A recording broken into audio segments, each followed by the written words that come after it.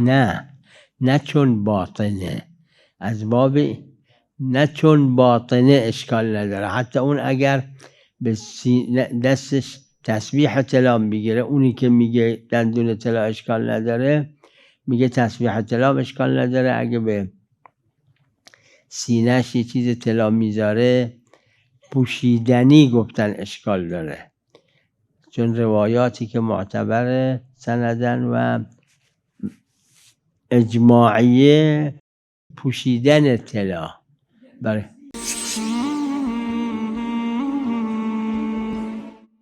اشکال نداره. یعنی جماعتی گفتن، برداشت خود منم همینه، مکروه نه که حرامه، اما خب جماعتی فرمودن اونم حرومه. یعنی ببینید مرد طلا بپوشه، چه انگشتر طلا، چه علنگو، چه خلخال، این حروم اجماعیه.